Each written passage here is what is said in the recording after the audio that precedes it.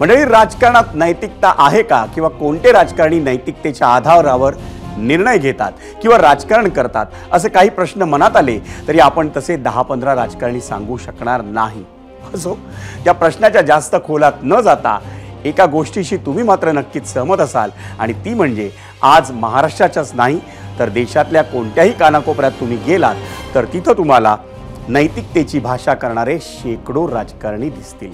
आता हे सारं ऐकून तुम्ही म्हणाल की नैतिकता शब्दाला घेऊन आम्ही इतकं का सांगतोय, तर त्याचं कारण समजून घेण्यासाठी आपल्याला 2 महिने मागे जावं लागेल। मंडळी, 9 डिसेंबर 2024 याच दिवशी बीडच्या मसाजोगचे सरपंच संतोष देशमुखांची निर्घृण हत्या झाली होती आणि त्यानंतर या प्रकरणात एका पाठोपाठ एक असे गौप्यस्फोट झाले।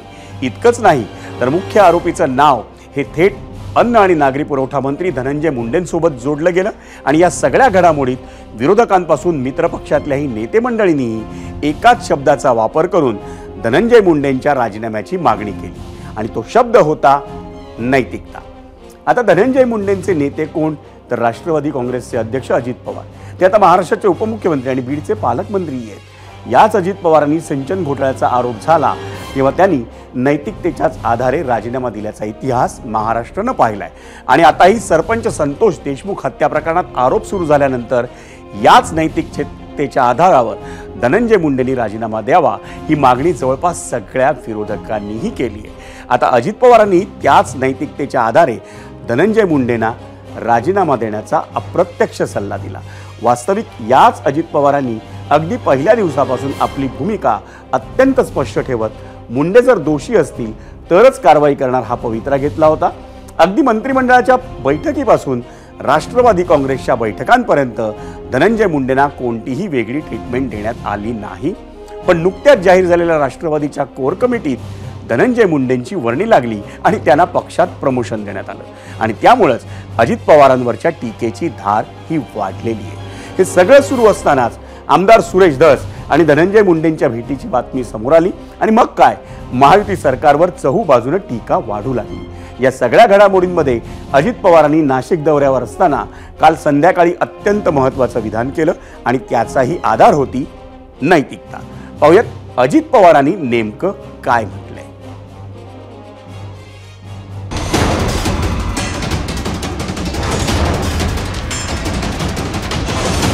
आता तुम्ही प्रश्न विचारला, मग अजित पवार पाठीमागं 2010च्या का 11च्या दरम्यान तुमच्यावर सिंचनाच्या बद्दलचे जे आरोप झाले त्यावेळेस तुम्ही स्वतः राजीनामा दिला।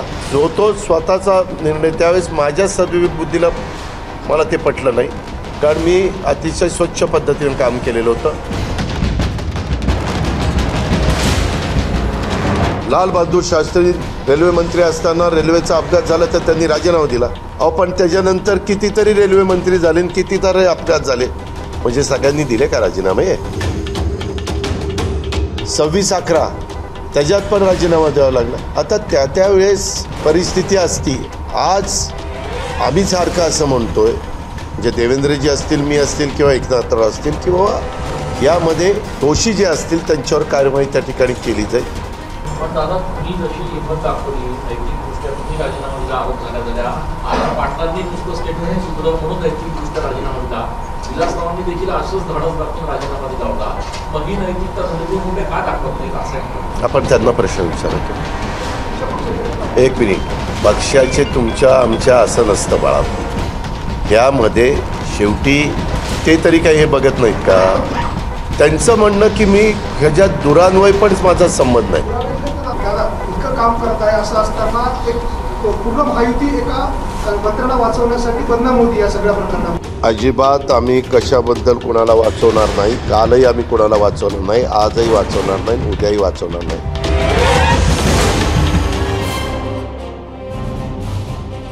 म्हणजे तुम्ही नीट ऐकलत अजित पवारांनी काय काय म्हटलंय। पण अजित पवारांनी उल्लेख केलेल्या नैतिकतेच्या मुद्द्यावरच होता आपला आजचा प्रश्न आणि तोच प्रश्न पाहण्यासाठी जाऊयात पोल सेंटरला आणि पहिल्यांदा पाहूयात आजचा प्रश्न आपला नेमका काय होता। आजचा प्रश्न होता, नैतिकतेच्या आधारावर अजित पवारांनी जसं मंत्रिपद सोडलं होतं तसंच धनंजय मुंडेंनी मंत्रिपद सोडावं का, होय आणि नाही असे 2 पर्याय आम्ही आपल्याला या प्रश्नावर दिलेले होते।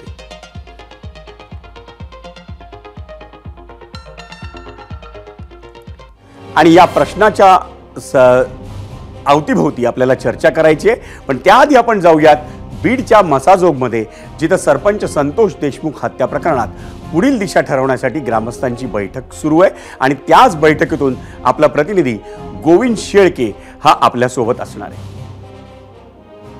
गोविंद, गावकऱ्यांची ही बैठक सुरू आहे पुढचा निर्णय, पुढची दिशा ठरवण्यासाठी सरपंच संतोष देशमुख यांच्या हत्या प्रकरणात. नेमक्या या बैठकीची दिशा काय आहे, कोण कोण बोललंय आणि काय ठरवलंय ग्रामस्थांनी?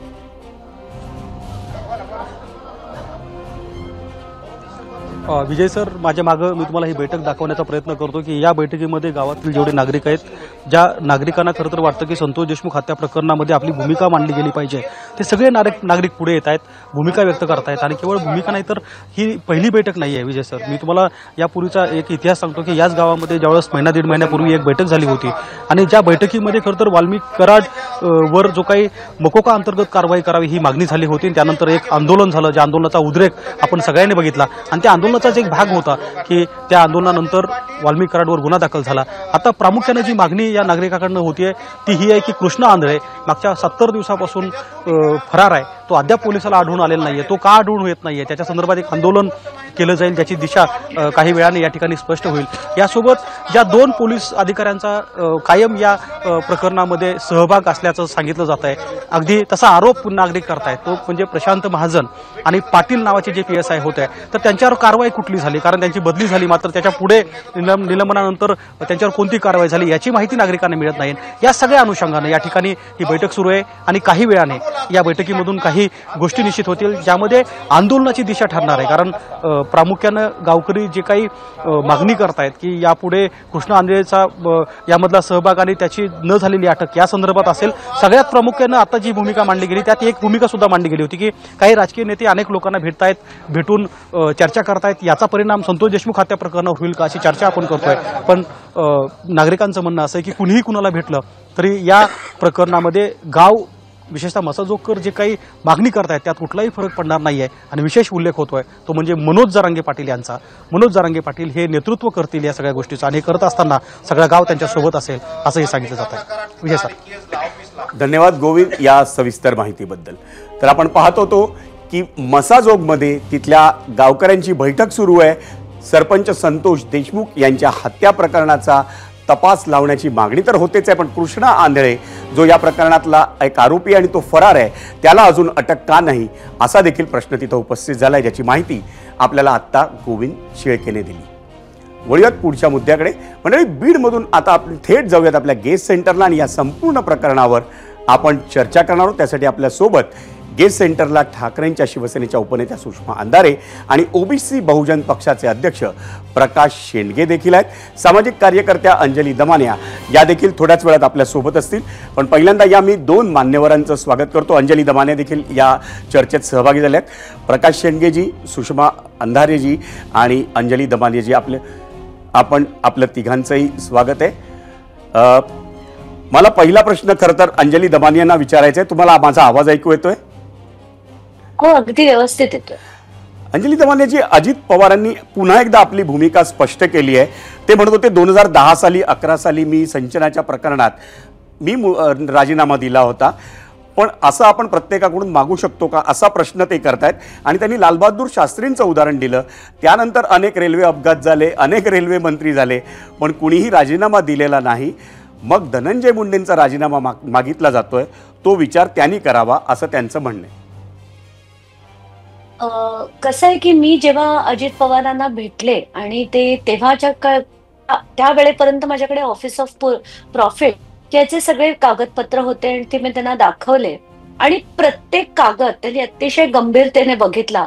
आणि ते बघितल्यानंतर ते मला म्हणाले की मी आणि उद्या देवेंद्र फडणवीस यांना भेटणार आहे आणि त्यानंतर आम्ही योग्य तो निर्णय घेऊ.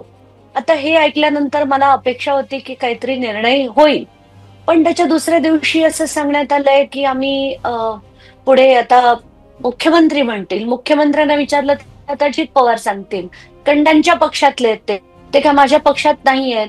कोइलेशनचं सरकार आहे आणि त्याच्यात त्यांच्या पक्षातल्या माणसा विरुद्ध मी कसा निर्णय घेणार असं जेव्हा देवेंद्र फडणवीस म्हणाले, तर ही जी टोलवाटोलव चालली होती त्याच्यानंतर 4 दिवसांनी मी कृषी घोटाळा काढला आता तो कृषी घोटाळा इतका ओपन अँड शट होता. 542 कोटी हे 2 वेगवेगळ्या टेंडरमध्ये देण्यात आले.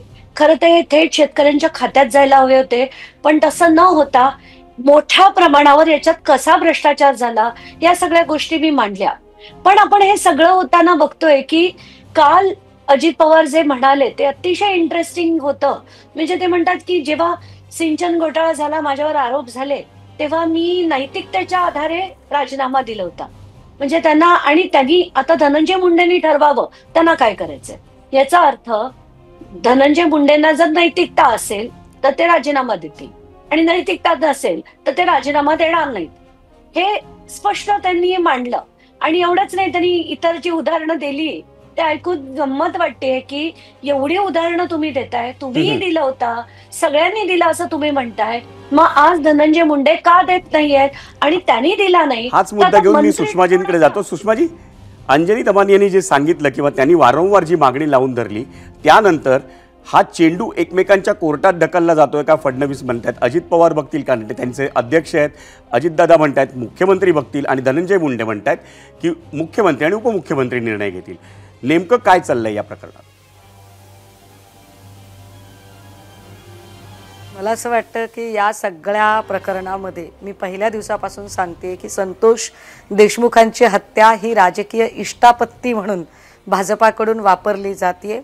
या हत्येच्या आडून म्हणजे जाणारा बिचारा जीवानिशी गेला, पण त्याच्यावर आपापले पॉलिटिकल स्कोअर सेट करण्याचा जो गलिच्छ प्रयत्न होतोय त्याचा पहिल्यांदा तर निषेध केला पाहिजे. दुसरी गोष्ट अशी की आपल्या मंत्रिमंडळात कोण असावं आणि कोण नसावं हे ठरवण्याचा पूर्ण अधिकार मंत्रिमंडळाचे प्रमुख, सुकाणू समितीचे प्रमुख म्हणून माननीय मुख्यमंत्र्यांना असतो, अर्थात तो देवेंद्र फडणवीसांना. देवेंद्र फडणवीसांना जर आपण एकीकडे चाणक्य असं म्हणत असू तर या चाणक्याला एवढं माहीत नाही का की त्यांच्या मंत्रिमंडळात ते ज्यांना कुणाला घेतात त्यांचे पोर्टफोलिओ काय आहेत ते. म्हणजे तुम्हाला, आणि जर माहीत नाही असं म्हणत असतील तर मग देवेंद्रजींना चाणक्य दिलेली उपाधी अत्यंत चुकीची आहे. ते कमालीचे ढ आणि कॉप्या करून पास झालेले मंत्री आहेत. आणि जर ते फार हुशार आहेत, चाणक्य आहेत, पोर्टफोलिओ त्यांच्याकडे होते, तर सगळं काही माहिती असूनही आणि नेमकं अधिवेशन काळातच मंत्रिमंडळाचा विस्तार झाला होता आणि अधिवेशन काळातच संतोष देशमुख हत्या प्रकरण पुढे आलं होतं, तेव्हा त्यांनी मंत्रिमंडळात सामावून का घेतलं. या सगळ्यांचा जर अर्थ नीट समजून घेतला तर लक्षात येतं की एका राजाने एका माणसाला सांगितले की मी तुला बक्षीस देईन, तुला मी एक बकरी देतोय, 6 महिने आत्ता मी जे वजन करून देतोय 6 महिन्यानंतर या बकरीचं वजन तसूभरही कमीही झालं नाही पाहिजे आणि ते वाढलंही नाही पाहिजे. आणि मग तो शेतकरी जे करतो की त्याला भरपूर खाऊ घालतोय आणि अगदी त्याच वेळेला त्याच्यासमोर एक भलं मोठं वाघाचं चित्रही लावतोय. एकीकडे खाऊ घातल्याचा आनंद आहे, दुसरीकडे वचक ठेवल्याचा स्वतःचा दरारा आहे. देवेंद्रजी नेमकं तेच करत आहेत. एकीकडे ते धनंजय मुंडेंच्या डोक्यावर हात ठेवून आपण किती उपकार केलेले आहेत हेही दाखवत आहेत, पण दुसरीकडे त्या आडून धनंजय मुंडेच काय संपूर्ण बीड आणि कुठलाही नेता असला तर त्याच्यावर माझाच कसा वचक असू शकतो किंवा मी कसं प्रत्येकाला अडचणीत आणू शकतो, माझ्याकडे तुमच्या कुंडल्या आहेत हे दाखवण्याचा प्रयत्न या सगळ्यातनं ते करतात, जो अत्यंत घृणास्पद आहे. बरोबर आहे. या मुद्द्यावर आपण येऊयाच, पण आणखी एक मुद्दा समोर आलाय. प्रकाश शेंडगे आपल्यासोबत आहेत, त्यामुळे मला त्यांची प्रतिक्रिया, त्यांचं मत याच्यावर जाणून घ्यायचंय. प्रकाशजी, खरं तर हत्या ही कोणाचीही वाईट, पण या प्रकरणाला जातीय रंग दिला जातोय वारंवार आणि त्यामुळं या प्रकारात आणखी एक दुर्दैवी गोष्ट होते. आज बबन तायवाडे जे राष्ट्रीय ओबीसी महासंघाचे अध्यक्ष आहेत त्यांचं असं म्हणणं होतं की धनंजय मुंडे हे ओबीसी समाजाचं उभरतं नेतृत्व आहे आणि ओबीसी समाजाचं नेतृत्व उभं राहायला द्यायचं नाही, अशी या प्रकरणात आरोप करणाऱ्या मंडळींची भूमिका आहे. तर याकडे आपण कसं बघता?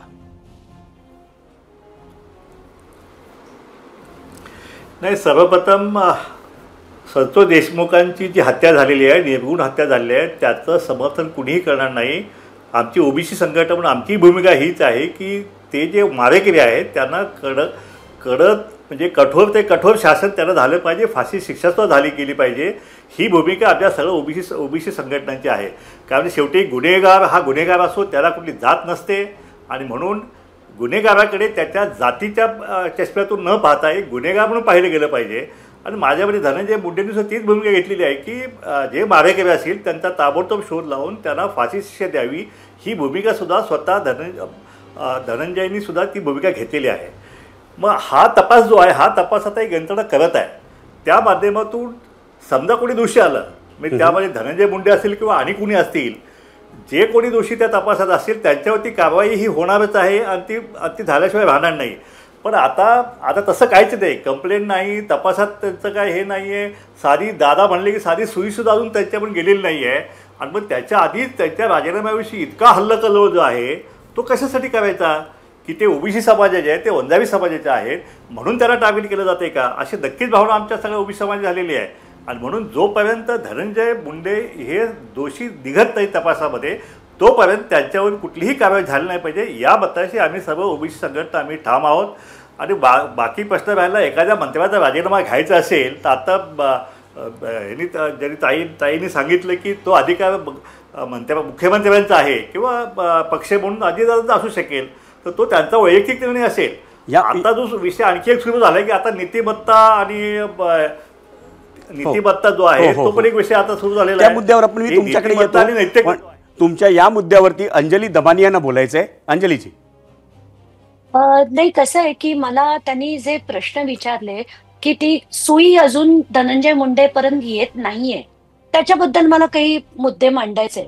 एक तर आपण बघितलं की तानाजी सावंत या व्यक्तीचा मुलगा प्लेन घेऊन त्यांनी प्लेन उडवलं आणि कुठे बँकॉकला जाणार होता म्हणून एक प्रेस कॉन्फरन्स घेतली आणि त्याच्यात पोलीस सुद्धा होते, म्हणजे पोलिसांनी सुद्धा ती प्रेस कॉन्फरन्स घेतली. मागे पोर्शेचं प्रकरण झालं, त्याच्यात सुद्धा एकदा नाही अनेक वेळा सीपी पुण्यानी प्रेस कॉन्फरन्स घेतली. पण हा एवढा मोठा मुद्दा ज्याच्यात अख्खा महाराष्ट्र हदरून निघालाय, त्या मुद्द्यावर आज तगायत पोलिसांनी प्रेस कॉन्फरन्स का नाही घेतली? कारण काही सरळ सरळ प्रश्न आहेत. पहिल्या दिवशी 9 डिसेंबरला जी स्कॉर्पिओ पकडली गेली होती ज्याचा नंबर 333 होता, त्या स्कॉर्पिओमध्ये 2 मोबाईल सापडले होते. त्या मोबाईल मधला CDR आज तगायत का रिलीज झाला नाही? दुसरा प्रश्न, त्याला फॉरेन्सिकसाठी डेटा रिकव्हरी करण्यासाठी पाठवण्यात आला आणि सगळ्या माध्यमांनी एक रिपोर्ट केला होता की त्यात बड्या नेत्याचं नाव आहे. तो फॉरेन्सिकचा रिपोर्ट आता 2.5 महिने झाले, आज तगायत का आला नाहीये? तो 2.5 महिने का आला नाहीये हा महत्वाचा मुद्दा आहे. सुषमाजी, आपल्याला प्रकाशजींच्या मुद्द्यावर काही बोलायचंय? होय, नीतिमत्तेचा विषय प्रकाशदादांनी काढला. आपल्याकडे नीतिमत्ता हा शब्द इतका गुळगुळीत झालेला आहे ना, आणि या नीतिमत्ता या शब्दावर भाजपच्या लोकांनी तर अजिबात बोलू नये. कारण ही तीच भाजपची माणसं आहेत ज्यांनी संजय राठोडांचा राजीनामा घ्यावा म्हणून आकाश पाताळ एक केलं होतं. अत्यंत गलिच्छ भाषेमध्ये संजय राठोडांवर आरोपांची राळ उचलली होती. नुसते संजय राठोडच नाही तर त्या निमित्ताने पूजा चव्हाण सारख्या एका भटके विंगतातल्या लेकीबाळीवर शिंतोडे उडवले होते. परंतु त्याच संजय राठोडांना नंतर सत्तेत सामावूनही घेतलं होतं. तेव्हा भाजपने नीतिमत्ता विकून खाल्ली होती का, हे भाजपला त्यांनी एकदा स्पष्ट केलं पाहिजे. सेम गोष्ट ती शिंदे गटाकडे पण आहे. ही जी सगळी लोक नीतिमत्तेच्या भाषा करतात, म्हणजे अगदी कधी कधी फार खेदाने म्हणावं लागेल की स्वर्गीय यशवंतराव चव्हाण साहेबांचं नाव सुद्धा आपल्याकडे फार सोयीनुसार उच्चारलं जातं आणि ते गुळगुळीत झालेलं आहे. त्यामुळे नीतिमत्तेच्या त्या याच्यावरती मला काही बोलावंसंच वाटत नाही. एक जो आत्ता दमानियांनी जो मुद्दा मांडला त्याला जोडून सांगितलं गेलं पाहिजे. या सगळ्या प्रकरणात ही चर्चा कधी म्हणजे कुठून कुठे गेली, राख वाळू मुरू, मग काय मग काय ऑफिस ऑफ प्रॉफिट, मग काय ते अनेक गोष्टी झाल्या त्याच्यामध्ये, मग इफको वगैरे सगळीकडे गेली ती चर्चा. पण मूळ मुद्दा तसाच अनुत्तरित राहिला आणि त्या प्रश्नांची उत्तरं अजूनही कुणी नीटशी मागत नाही.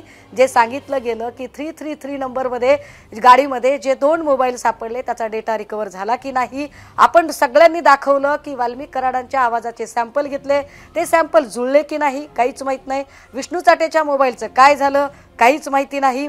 विशेष एवढे सगळे आदळआपट केल्यानंतरही या सगळ्यांमध्ये खुनाचा गुन्हा कराडवर दाखल झालाच नाही. याचा स्पष्ट अर्थ आहे की जे काही 70 दिवस जे झालं त्या 70 दिवसामध्ये हिट करण्याचा जो विषय होता, हिट करण्याचं जे टार्गेट होतं ते धनंजय मुंडे होतं. म्हणजे धनंजय मुंडेंना हिट करावं का, धनंजय मुंडेंचा राजीनामा मागावा का, तर मागणाऱ्यांनी तो खुशाल मागावा. कारण राजीनामा देण्या घेण्याची इच्छा देणाऱ्याची आणि घेणाऱ्याची ही काहीच दिसत नाही आणि आपण नुसतीच प्रकाशजी, मी हा मुद्दा घेऊन तुमच्याकडे येतो. नेमक्या ज्या गोष्टी सुषमाजी काय म्हणाल्यात ते आपण ऐकलेलं आहे आणि आत्ता या क्षणी मसाजोगच्या ग्रामस्थांनी त्यांची सभा बोलावली आहे आणि हे प्रकरण तडीस नेण्यासाठी त्यांचा प्रयत्न सुरू आहे. तर त्या दृष्टीने आपण या संदर्भात काय बोलू शकाल का? मसाजोगच्या ग्रामस्थांचा विषय हा समजण्यासारखा आहे. त्यांच्या भूमिकेशी आम्ही सहमत आहे. त्यांचा विषय काय की जे कोणी आरोपी आहेत त्यांच्यावरती कठोर कारवाई झाली पाहिजे, त्यांना पकडलं गेलं पाहिजे. आणि जर पोलीस यंत्रणा जर पकडण्यात अपयशी होत असतील तर नक्कीच पोलीस यंत्रणेवरती शंका घेण्याजोगी परिस्थिती निर्माण होती आहे. आता तानाजी सावंताचा विषय त्यांनी काढला. तानाजी सावंताच्या मुलाचं काय झालं, पोलीस यंत्रणा इतकी भयानक स्पीडनं पळाली की ते विमान कुठल्या तरी देशावरून परत मागवणे इतपत पोलीस ॲक्टिव्ह झाले. मग ह्या केसमध्ये इतका उशीर का लागतोय? जे पुरावे अंदिनीताईंनी दिलेले आहेत त्याच्यावरती सुद्धा अजून पोलीस का भाष्य करत नाहीत? ह्या सगळा विषय हा तपासाचा विषय आहे. परंतु मसाजोगची ग्रामस्थांची जी भूमिका आहे त्या भूमिकेशी आम्ही संपूर्ण सहमत आहोत की जे कोणी दोषी आहेत त्यांच्यावरती नक्कीच त्यांच्यावरती कारवाई झाली गेली पाहिजे. बाकी विषय आता जो नैतिकतेचा आणि नीतिमत्तेचा विषय झालेला आहे की या देशामध्ये अजून नीतिमत्ता आणि नैतिकता जो आहे त्याच्याविषयी अजून कुणी हा विषय डिफाईन केलेला नाही आहे. वास्तविकता एकदाचा हा विषय एकदा ठरला गेला पाहिजे. नीतिमत्ता म्हणजे काय? रेल्वेचा अपघात झाला की रेल्वेच्या मंत्र्यांना राजीनामा दिला गेला पाहिजे, ही नीतिमत्ता आहे का? ही नैतिकता आहे का? काय म्हणजे अजून त्याचं कुठलंच मोजमाप अजून कुणाकडे नाहीये. त्याचाही मूल्यमापन व्हायला हवं. पण बातमी आता एक मोठी येते सुषमाजी आणि अंजलीजी आपल्या कानावर घालायला हवी. मसाजोग म्हणजे जी ग्रामस्थांची मीटिंग सुरू आहे त्याच्यामध्ये त्यांनी एक प्रस्ताव मांडलाय की या मुद्द्यावरती आता एक राज्यव्यापी आंदोलन उभं करता येईल का, या दृष्टीने त्यांचा प्रयत्न सुरू आहे. आणि असं जर राज्यव्यापी आंदोलन उभं राहिलं मसाजोगच्या ग्रामस्थांकडून तर त्या आंदोलनात आपण समर्थन द्याल का किंवा आपण त्यात सहभागी व्हाल का? अंजलीजी आणि सुषमाजी आपल्या दोघींनाही हा प्रश्न आहे. पहिला अंजलीजी. नाही, या कुटुंबाबरोबर मी असं कुठलंही आंदोलन उभं राहत असेल तर बोला. अगदी पहिल्या बोला अंजलीजी बोला. नाही, मला तर अगदी स्पष्टपणे सांगायचंय की या कुटुंबाबरोबर दिवस आणि रात्र मी काम करायला तयार आहे. कारण त्यांना न्याय हा मिळालाच पाहिजे आणि त्याच्यासाठी राज्यव्यापी आंदोलन करत असतील तर त्याचं पूर्ण मी मदत करून त्याला कसं आपल्याला पूर्ण राज्यभरात करता येईल त्याची पूर्ण मी त्यांना प्लॅनिंग पण करून द्यायला तयार आहे. हवी तेवढी मदत करायला तयार आहे. आणि प्रत्येक माणसाने आज हे जर केलं तरच ही अशी जी दहशत आहे आणि पुन्हा कधी संतोष देशमुख या महाराष्ट्रात झाला नाही पाहिजे. कारण ज्या पद्धतीने त्यांची हत्या झाली असं खून परत कधीही झाला नाही पाहिजे. आणि त्यासाठी अंजलीजी राज्यव्यापी आंदोलनात मदत करायला तयार आहेत. सुषमाजी आपलं उत्तर. मी अगदी पहिल्या दिवसापासून या सगळ्या मुद्द्यांवर फार स्पष्टपणे माझ्या भूमिका मांडत आहे. मात्र मी या आंदोलनात पूर्ण वेळ त्यांच्या सोबत आत्ताही राहायची तयारी आहे. याच्या आधीपासूनही या भूमिकांच्या सोबत आहे. मात्र आक्रोश मोर्चा वगैरे करून जे काही पॉलिटिकल स्कोअर सेट करण्याचा प्रयत्न झाला त्या प्रयत्नात त्या डर्टी गेममध्ये मी आधीही सहभागी नव्हते, ती मी इथून पुढेही सहभागी असणार नाही. कारण या हत्येला राजकीय इष्टापत्ती म्हणून राजकीय पुढारी लोक वापरत असतील आणि कुणी कुणाचे गेम करण्यासाठी जर पपेट्स केले जात असतील तर अशा डर्टी गेमचा मी भाग व्हायला अजिबात तयार नाही. मात्र मस्साजोगच्या संपूर्ण गावकऱ्यांनी किंवा कुटुंबियांनी जी काही भूमिका घेतील आणि त्या भूमिकेमध्ये जिथे कुठे अगदी माझा खारीचा जरी वाटा असेल तर तो अत्यंत बिनधास्तपणे आणि कुठलीही तमा न बाळगता त्यासोबत लढायला माझी तयारी असेल. प्रकाशजी.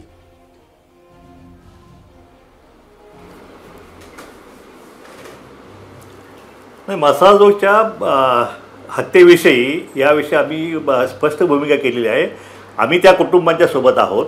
जे कोणी मारेकरी आहेत त्यांना त्वरित पकडून त्यांच्यावरती कठोर कारवाई झाली गेली पाहिजे ह्या भूमिकेशी आम्ही. त्यासाठी आमचा सहभाग जर हवा असेल तर आम्ही कुठल्याही क्षणी तो आम्ही द्यायला तयार आहोत.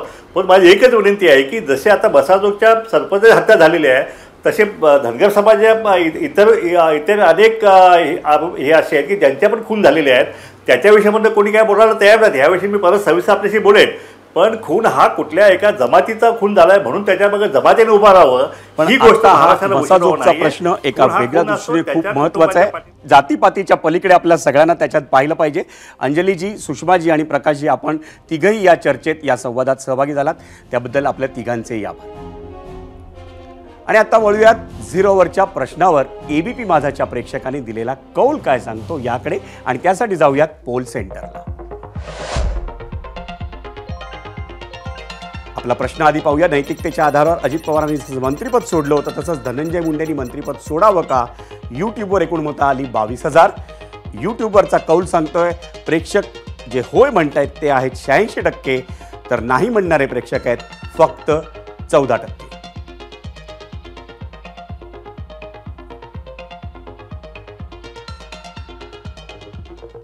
मंडळी, बीडच्या संपूर्ण प्रकरणात स्वतः अजित पवारांनीच नैतिकतेचा मुद्दा उपस्थित केल्यानं या प्रकरणात मोठा ट्विस्ट येणार हे जवळपास निश्चित आहे.